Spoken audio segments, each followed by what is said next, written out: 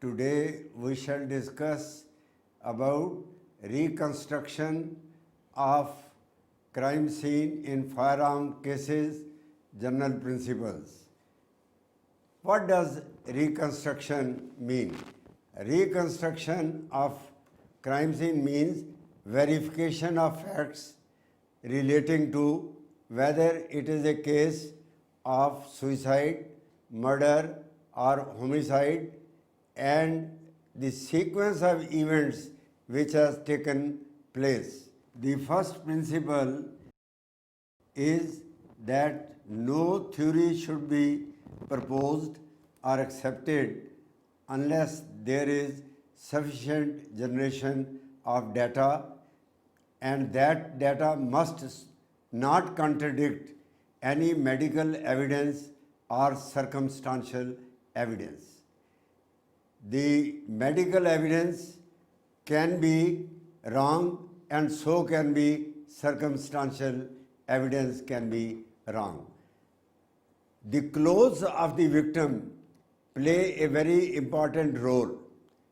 In one case, it so happened that the prosecution theory was that two bullets have been fired, one from the back side of the victim and the other from the right side of the victim, which passed from the body and went to the left side of the victim. So there were three wounds, firearm injuries on the body of the person, and the prosecution hinted, rather stressed, that there are two persons involved in the murder. When the photograph was brought by the expert who went for the reconstruction of the scene, he could find that the revolver which was found in the possession of the person had a live cartridge in it instead of having a shell, and that contradicted all the theory that there were two persons involved, and the exit wound had been created by one bullet only, and it was a case not of suicide but of murder. The clothes do play a very important role, and so is the circumstantial evidence. If a man has got a revolver in his hand and a photograph has been taken, the photograph might prove circumstantial evidence that he had tried to fire, but the fact that the person held it does not mean anything, especially when GSR are not present on the hand. And if they are present on both outside and inside of the hand, that is the palmar side and the opposite side, then only it is significant that it has been fired. In this particular case, it was observed that a live cartridge was found at 12 o'clock position, indicating that the firearm has not been fired at all. Sometimes it involves a case where accidental death has taken place, but people suspect it and give it another shape. To find out whether it is a case of accidental firing or otherwise, we must generate some data, and that data can be that the pull of the trigger was much less than the normal pull, which resulted in the loose working of the system. There can be another reason. The entire system may be loose.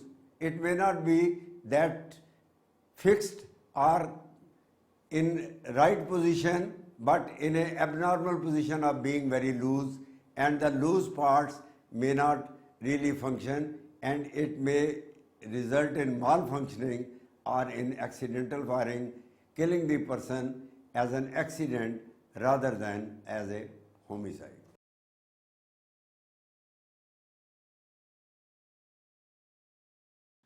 After studying this module, you shall be able to know about The importance of crime scene reconstruction in firearm related crimes.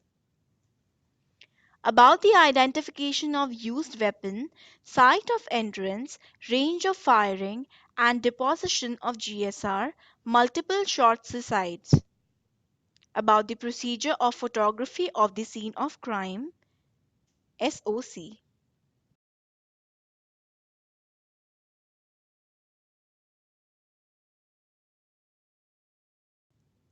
Deaths caused by firearms can be classified into three types, which are suicide, homicide, accidental, or undetermined. There are no single characteristic appearances, position, or type of gunshot wound that defines the exact manner of death, as crime scene may be manipulated either deliberately or accidentally, which may mislead the investigation officer IOs. The investigation in a firearm case involves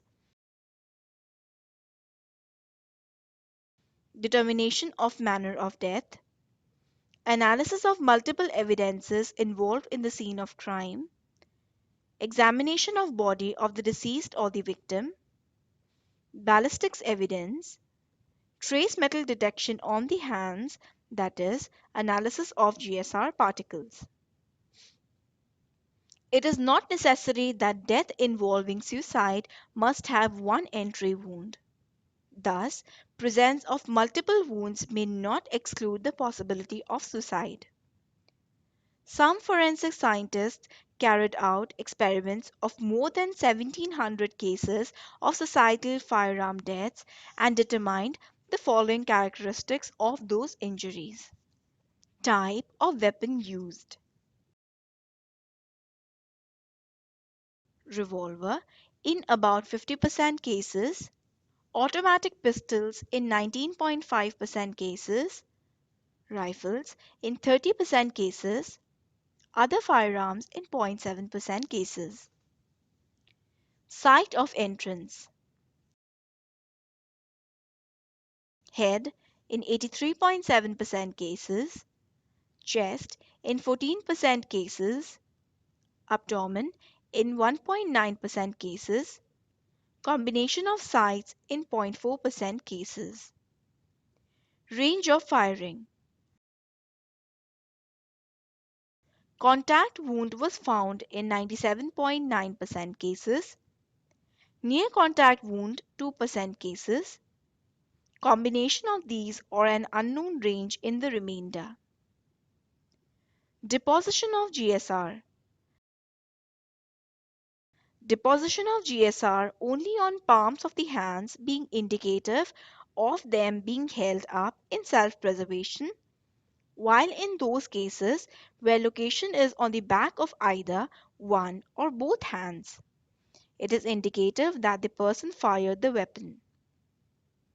In addition to the above, in every case of suicide using revolver, there will always be a very positive result on the thumb of the deceased. Multiple shot suicides. Multiple shot suicides engender controversy due to the misconception that it is impossible. Tied in with this mistaken belief of instant incapacity are most fallacies such as the impact of a bullet would send the victim reeling backwards or the gun would fly out of victim's hand and so on. There are three major groups of incapacitation. Instant incapacitation. This can only result from the cessation in the functioning of the CNS, central nervous system, via direct disruption of brainstem tissues. Rapid incapacitation. This can be achieved via massive bleeding from the heart, the thoracic aorta, the pulmonary artery, or other major vein or artery. This could take 5 minutes or more. Delayed incapacitation. This can result from damage to other major organ, which are the lungs, kidney, or liver. With such damage to internal organs, total incapacitation can take a considerable period of time. While multiple shot injuries, suicides are uncommon, they are by no means rare.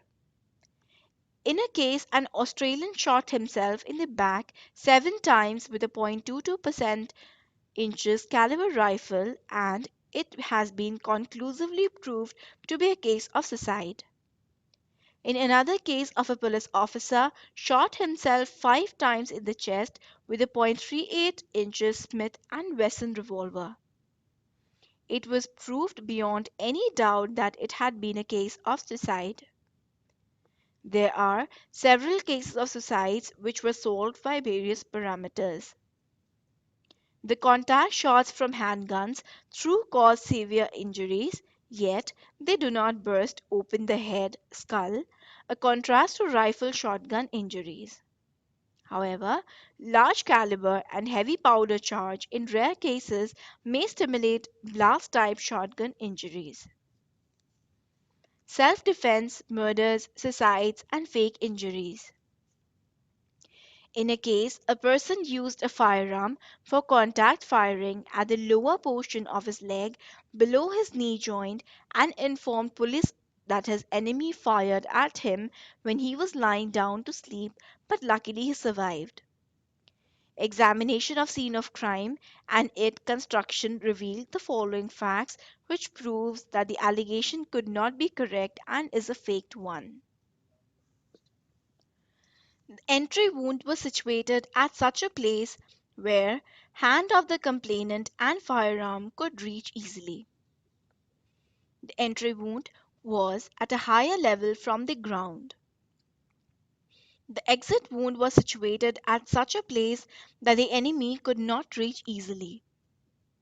GSR were found on the higher level wound, entry wound on a place where right hand of the complainant could reach very conveniently. The enemy, if he fired, would have done it in a vital part of the body and from a distance which would have not resulted in GSR, like burning of skin mark of barrel, pink coloration of skin, and others, but they were detected at entry wound. The exit wound and entry wound could be identified by GSR particles. The possibility of firing and track suggested that it was work of the complainant and not the accused. GSR particles were detected on the hands of complainant and were completely absent on the hands of the accused. Garments of the complainant showed presence of GSR, whereas the clothing of the accused did not indicate any GSR. In another case involving trial of a murder, the murderer created circular injuries on his thigh, but no pellets were found in them. He alleged that the pellets could have bounced out of injury holes, 2 centimeter deep with 3 mm diameter, after striking the underneath bone. The defense story of self-defense was disbelieved and rejected, as it was impossible to bounce all pellets from one circular hole, resulting in conviction for murder. Suicide had been alleged in another case involving the use of a revolver. The theory of suicide got rejected by an expert on the following facts while reconstructing the crime scene during its examination. The projectile, after coming out of the body, was resting near the muzzle of the firearm, whereas dent made by the bullet was found at a different site. The revolver grasped in cadaveric spasm had a live cartridge, contrary to the fired one.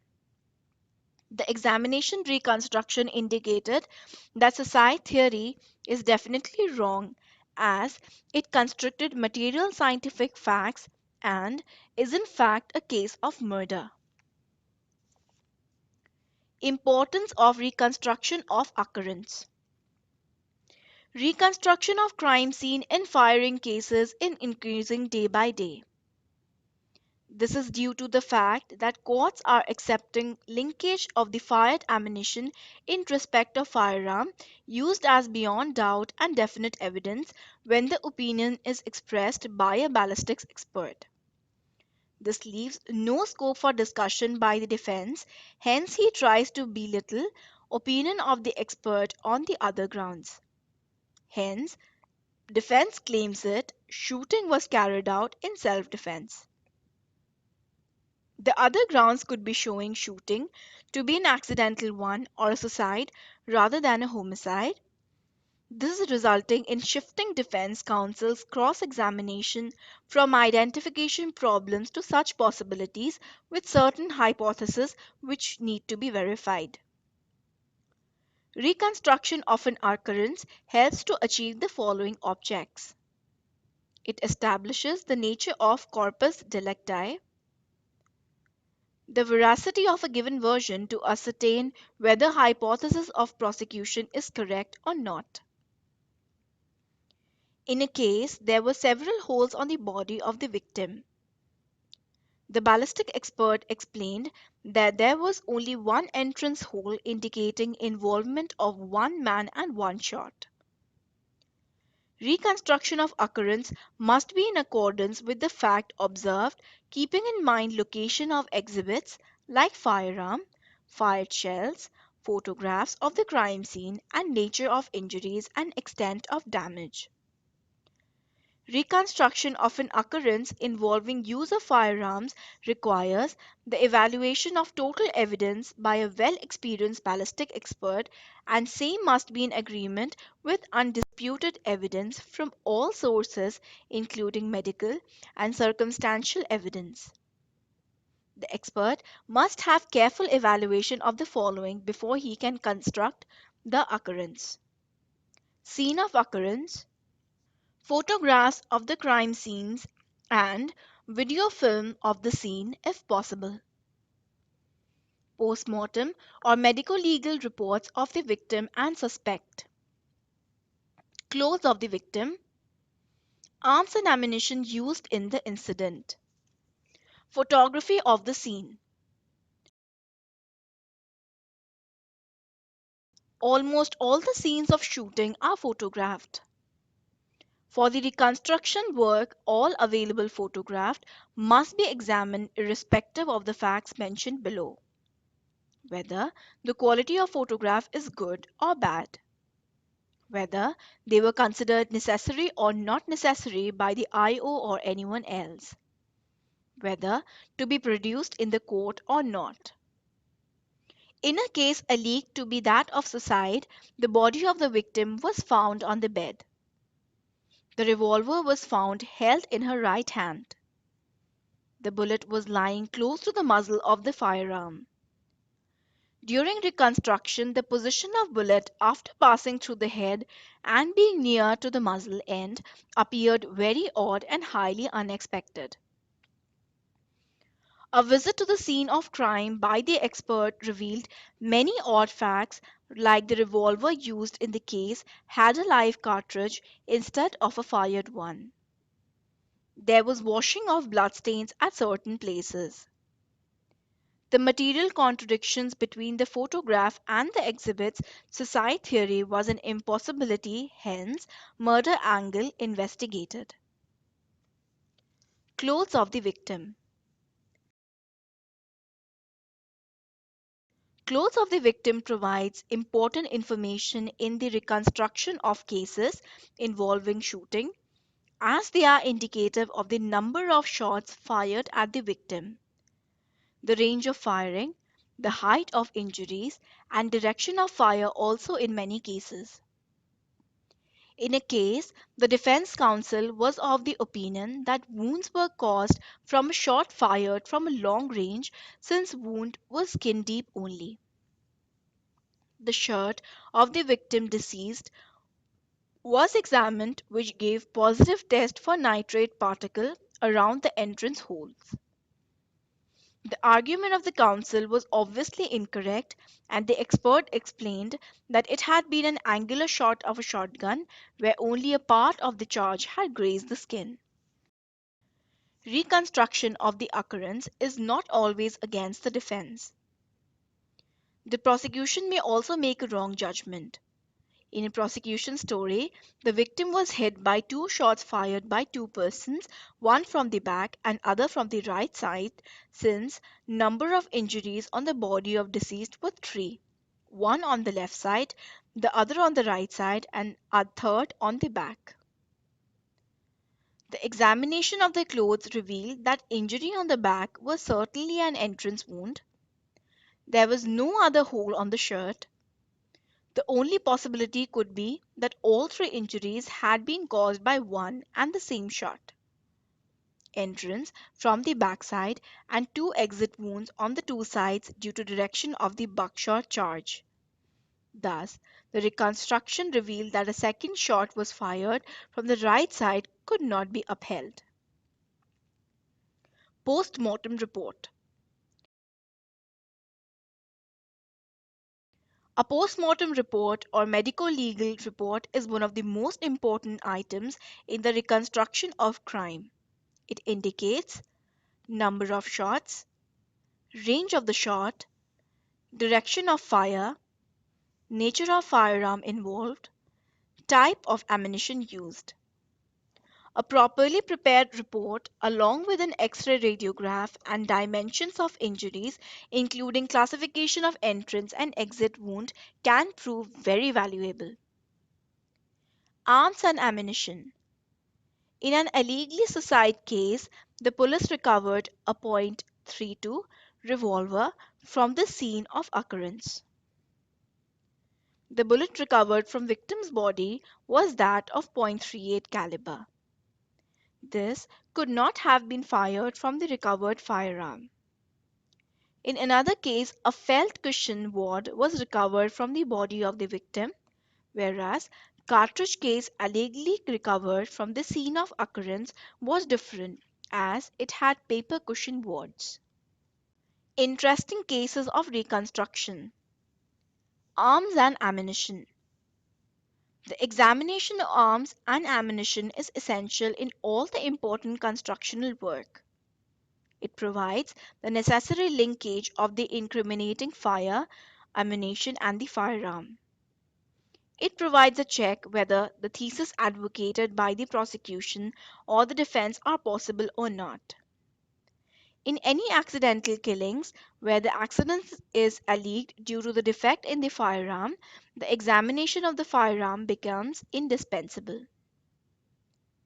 In a shooting case, the culprit alleged that in a quarrel he was attacked by the victim with a sword.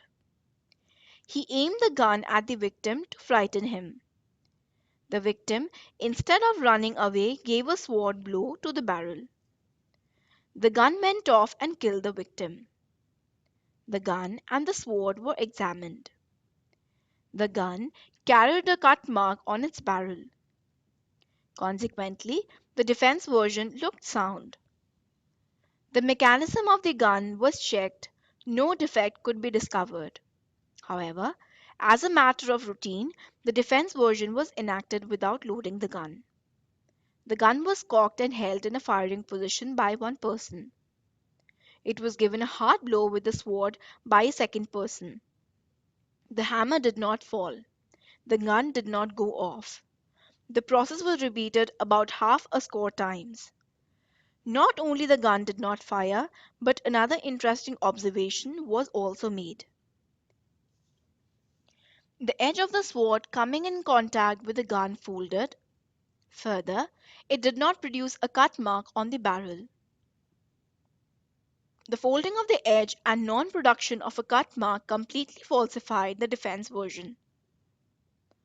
The impossibility of the defense version was intimated to the investigating agency. Further interrogations brought out the truth. The cut mark had been produced by the accused with a kukri. When the same was examined and tried on the barrel, a cut similar to the original could be produced. In another shooting case, the victim and the culprit were brothers-in-law. One of them had a semi-automatic pistols. They had gone to take bath in a stream. According to the defense version, while the owner was still in the water, the victim came out and started fiddling with the pistols. On seeing this, the owner got worried. He came out running and started snatching the pistol. It went off and killed his brother in law. The police did not place any credence on the story to start with. They apprehended him for murder. The accused continued pestering the authorities for the wrong which was being committed against him. At last, the expert evidence was called in. When the firearm was checked, it showed a peculiar characteristic defect. The safety lever of the pistol was in the grip. The person firing the pistol had to press the lever with his palm before pressing the trigger. If the trigger was pressed without pressing the lever, it would not fire. Later, if the lever was pressed, it would fire whether the trigger was pressed again or not.